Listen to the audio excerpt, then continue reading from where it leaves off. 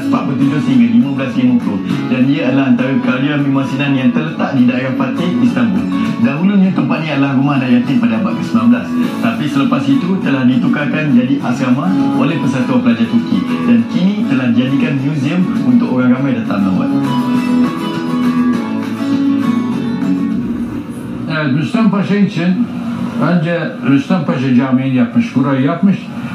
Burada yer darlığı olduğundan dolayı medreseyi uzakta Cağaloğlu'nda inşa etmiş. Fakat çok enteresan bir planı vardır tasarım olarak.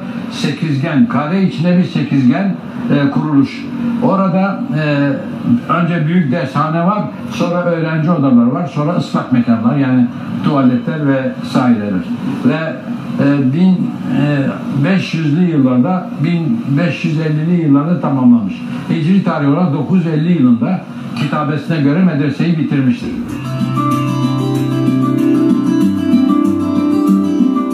Mendapat gaya sentuhan yang berbeza dengan susun atau segi empat tepat, manakala ruang tengahnya adalah halaman berbentuk oktagon.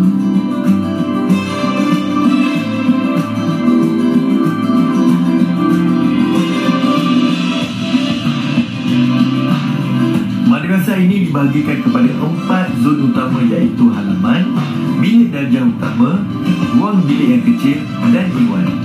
Dalam seni bina Islam, iwan adalah ruang kekubah yang terbuka di bahagian hadapan yang kebiasaannya dijadikan pintu gerbang.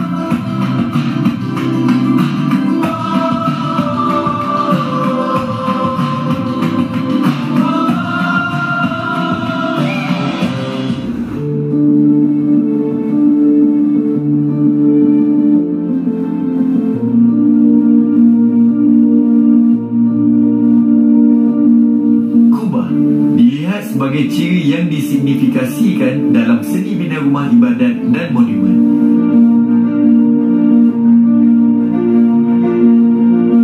Pengaruh reka bentuk kubah itu berlanjutan sehinggalah ke tamadun kegemilangan Turki Uthmaniyah yang menjadikan kubah sebagai struktur penting dalam pembinaan sesuatu bangunan.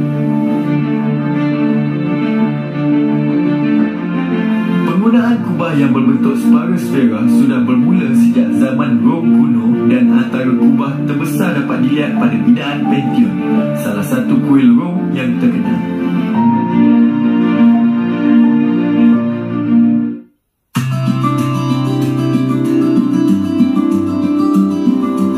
Cerobong asap dibina di atas bumbung madrasah ini. Cerobong asap ini disambungkan dengan setiap bilik pelajar dan bilik darjah utama dan diletakkan di ceruk dinding sebagai pembakar api. Ini bagi mengekalkan keselesaan pengguna dengan memastikan bilik sentiasa hangat semasa musim sejuk. Cerobong itu dalam bentuk kuboid dengan bumbung spiral atau lebih dikenali sebagai puncak menara.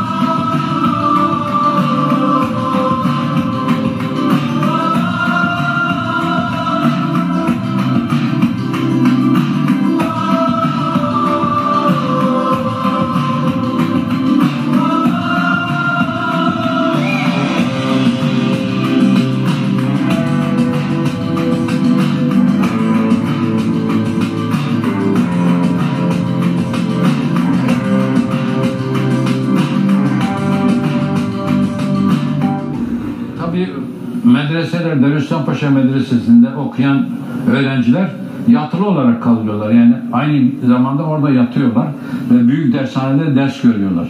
Tabii soğuk havalarda bunlar üşümesin diye her odada bir ocak var. Ocakta yakıt, odun vesaire yakılıyor ki bacadan da dumanı çıksın, boğulmasınlar. Dolayısıyla her odada tabii ki bir ocak var ve her ocağın da bir bacası var. Onları dışarıdan görebiliyoruz.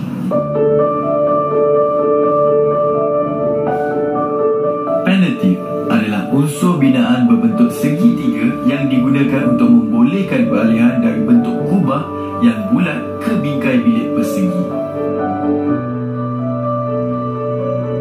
Penggunaan penalty menjadikan ruang terbuka dalaman yang besar di bawah kubah. Manakala squish pula adalah unsur peralihan yang serupa dengan penalty.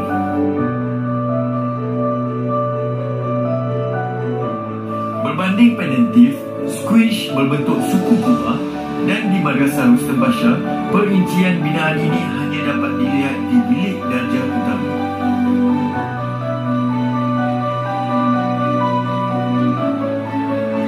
Rüstem Paşa Camii'nde de plandan kubbe örtüsüne geçerken yine geçiş elemanı olan pandantif ve tromp kullanılıyor.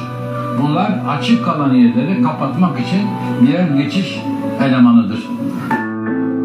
Di dalam setiap bilik di madrasah terdapat elemen niche atau ceruk yang digunakan secara berbeza mengikut fungsi ruang tersebut. Di bilik darjah utama, ceruk ini digunakan sebagai mihrab. Dikatakan mereka bentuk mihrab di madrasah ini pada asalnya lebih banyak hiasan, tetapi telah diubah suai menjadi mihrab yang berbentuk ringkas seperti yang dapat dilihat pada hari ini. Manakala di dalam setiap bilik terdapat ceruk yang berbentuk segi empat, kebiasaannya digunakan sebagai rak